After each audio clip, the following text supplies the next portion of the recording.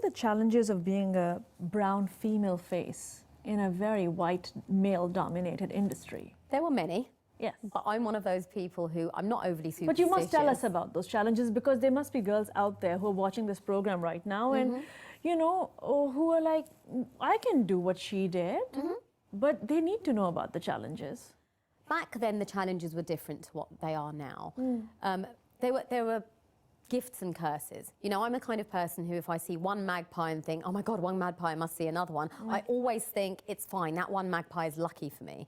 So at MTV in the early days, being a brown female was very stereotypical. People would say, oh, you just like that R&B rubbish. Do you just want to dress up and be sexy? Jazz, how come you dress so glamorously to work? Everyone else wears flip-flops, jeans and ripped T-shirts. Why have you wearing heels and had your hair done? I mean, this was me, and I was all about celebrating who I was and keeping it real. And at the end of the day, when you went home, you still had to go back to your people, your hood, your circle of friends and your community. And I wanted to always keep it real. And, you know, I've always just been who I am. And, you know, there were lots of preconceptions about a female who was brown in music. So is she a groupie? Does she want to be a video chick? Is she a singer trying to become famous? Is she an actress trying to do her thing?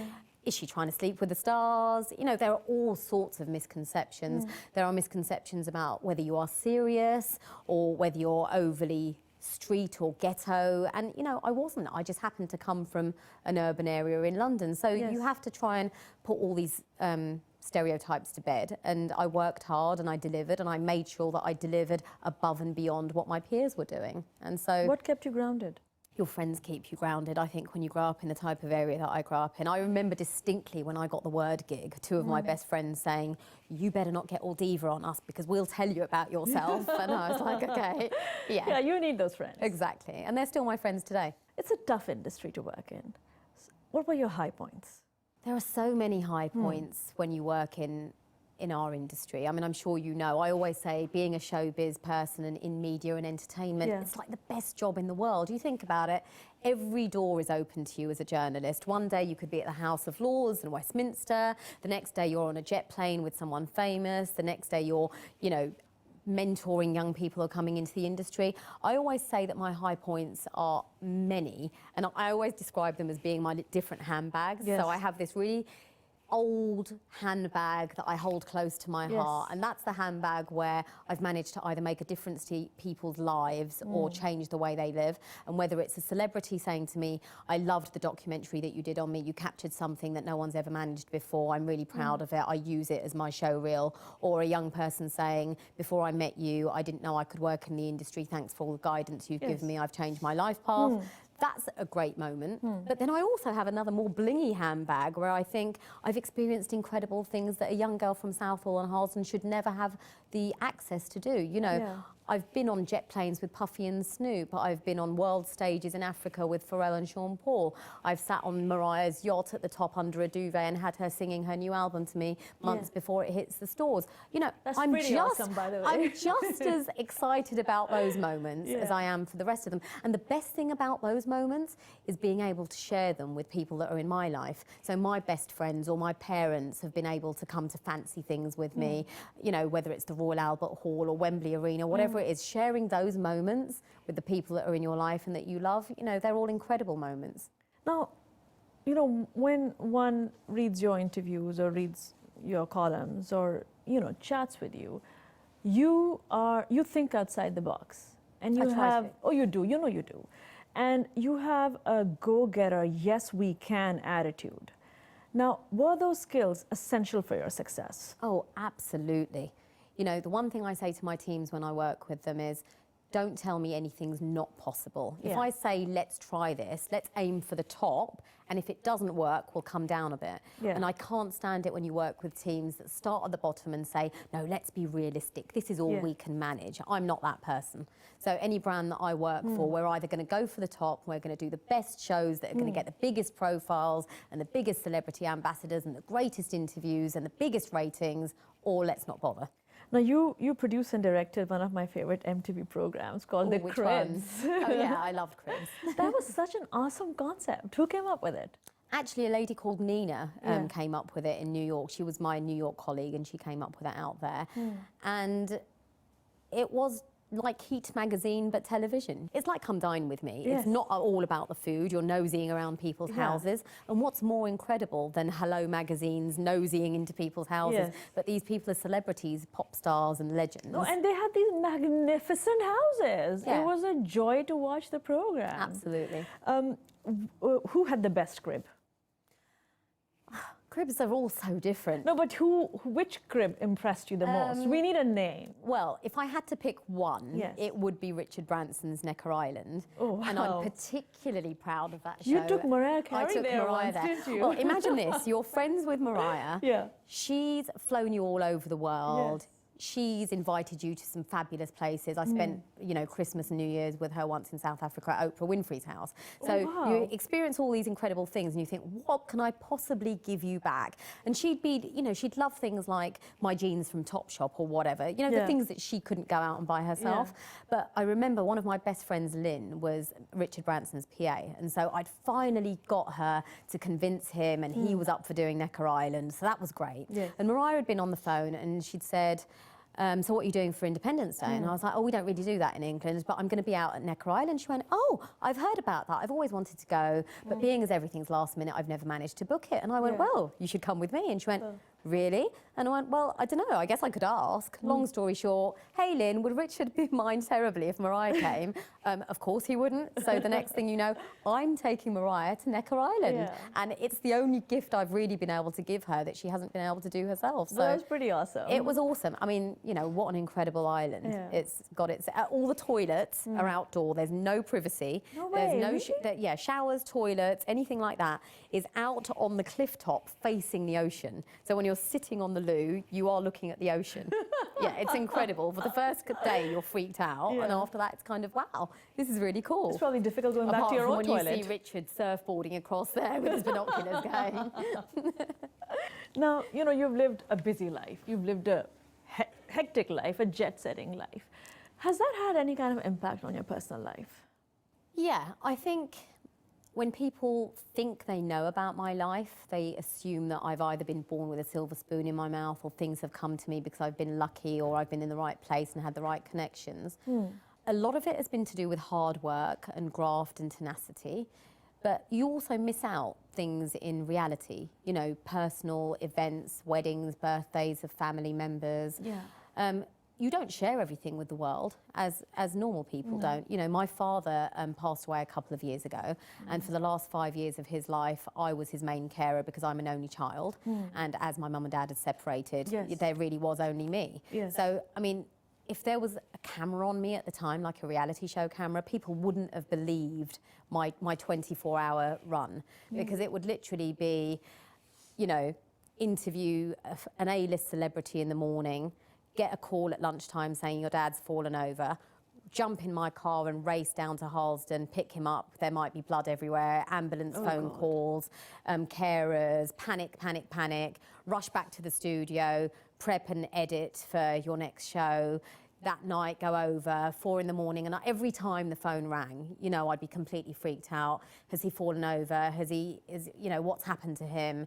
And when people don't see that, you know, but you'd be in the middle of a showcase. I remember running out backstage from a massive Green Day concert where I was interviewing them backstage, and they said, oh, you must stay for drinks after the show. And I remember doing all the polite things, saying yes, yes, and literally running out the door because the carer had texted me saying, your dad's in hospital, he's just fallen over again, there's blood everywhere, blah, blah, blah.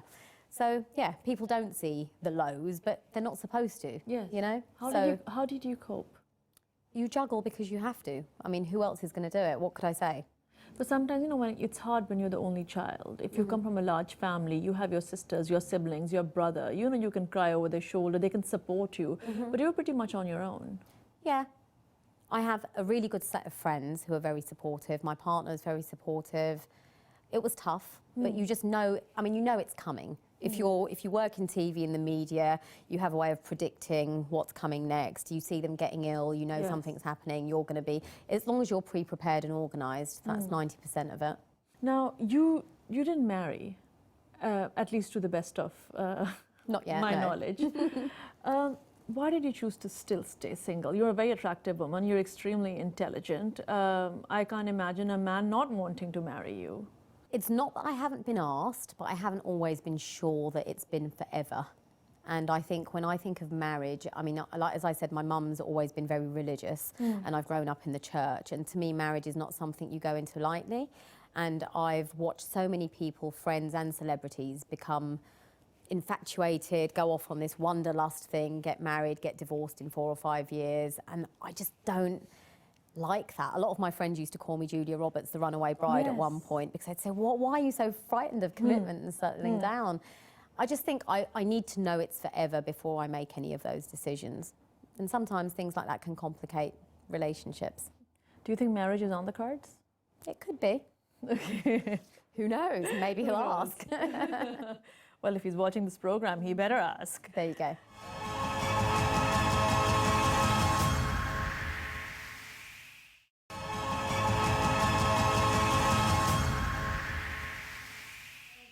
Now, we all know that there's a very dark side to the music industry. There's a huge drug culture.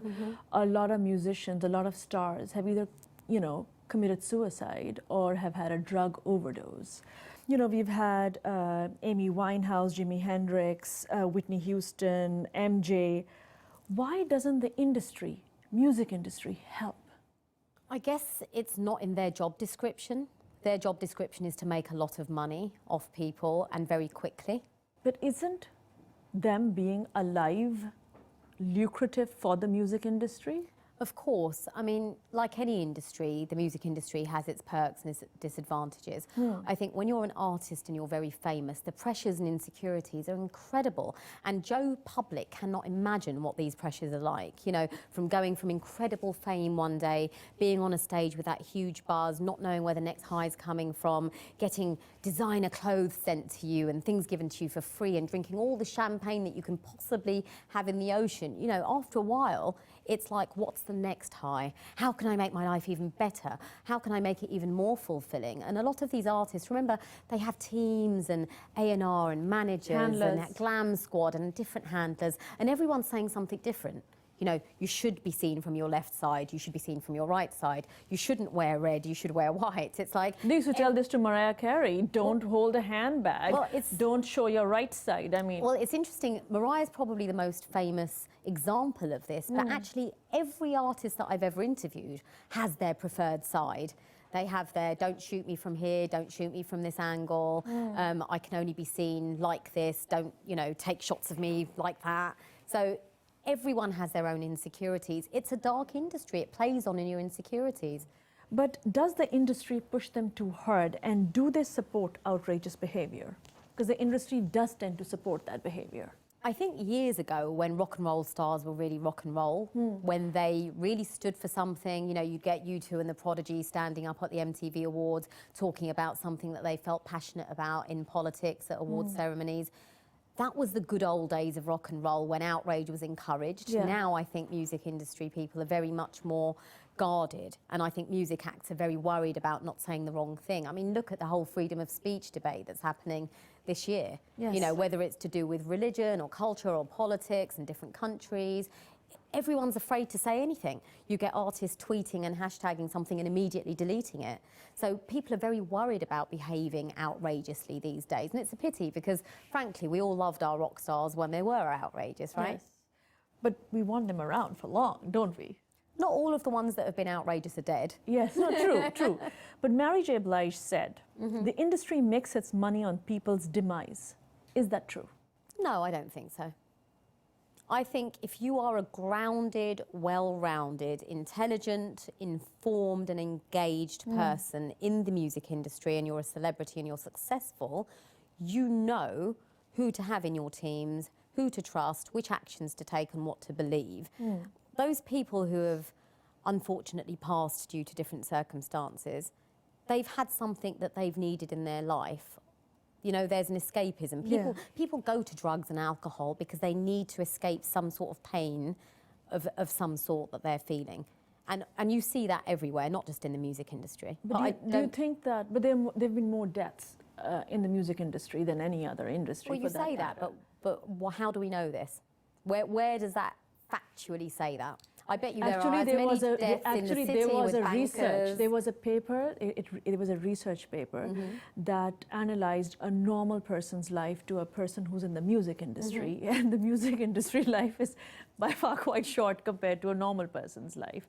I would say statistically it would be hard to compare them. It's like apples and oranges. I mean, you think about your average Joe public, Yeah. everyone has issues in their lives. Everyone has things that they probably need therapy for, etc. The music industry just highlights that and exagerates it by Could these deaths 100. have been prevented? Do you think the music industry could have prevented some deaths? Because when you're managing an artist and you're monitoring them day and night, you know when they're going down. You could provide help. I think sometimes artists are very strong-minded.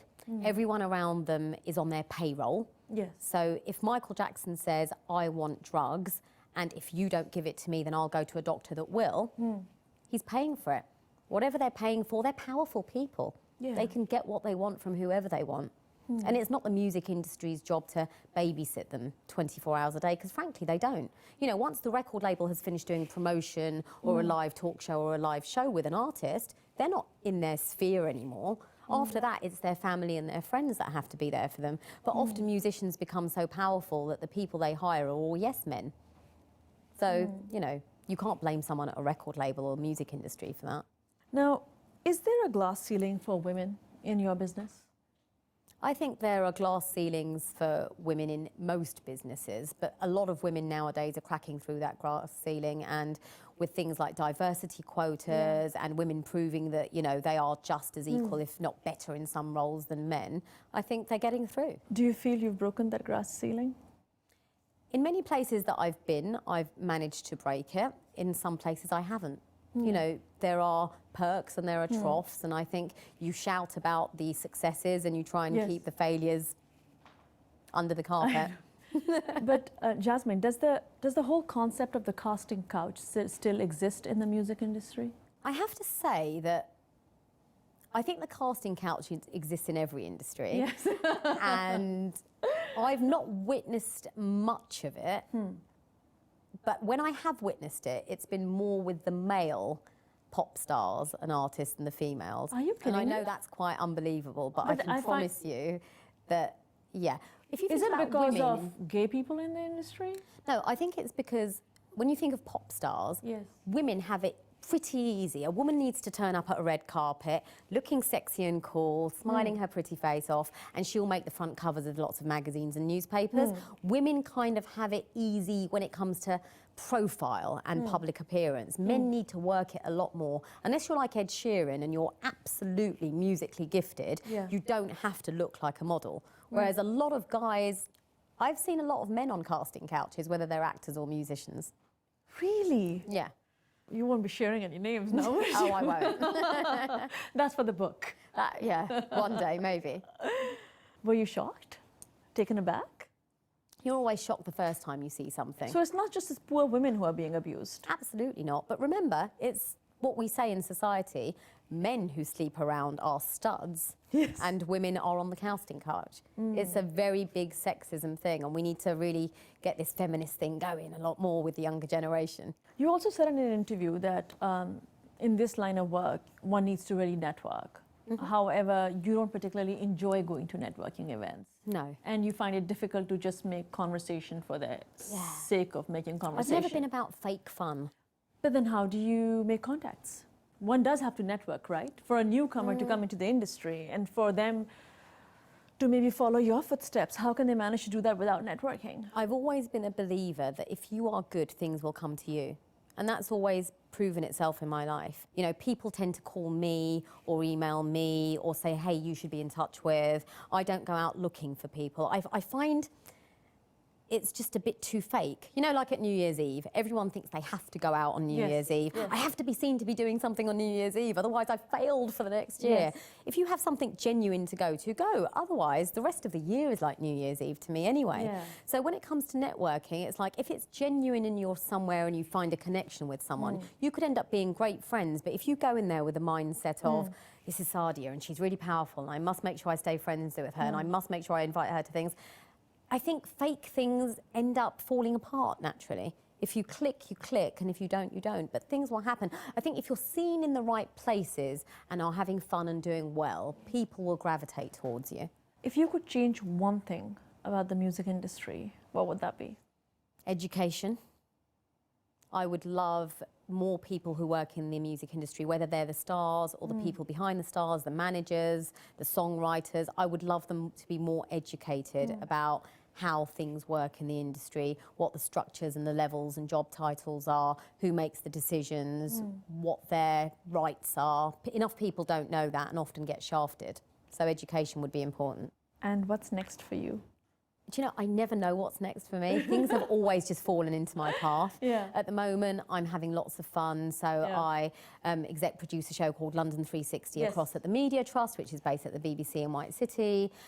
18 to 25-year-olds, 120 of them every year come in. They get boot camp in everything to do with media production, whether it's TV, radio or print press. And 6 months later, each one of them leaves being able to shoot, edit, present, research, and they're one-man bands. So back in the day when I would work with my camera crews, there would be 6 of us, you know, a sound man, a cameraman, the vision mixer, etc. These guys, you send them out with all the equipment and one person can come back with a story or even send us the live story from wherever they are. So it means that after 6 months with me, they are all really valuable to an employer and all of them are scattered throughout the industry now, working for Sky and Channel 4, and that's incredible. So I feel like I'm changing young people's lives there, but at the same time I do on-air Channel 4 news reports every now and again for arts and culture, and so I get my on-air TV stuff in as well. So it's fun at the moment. Life is good.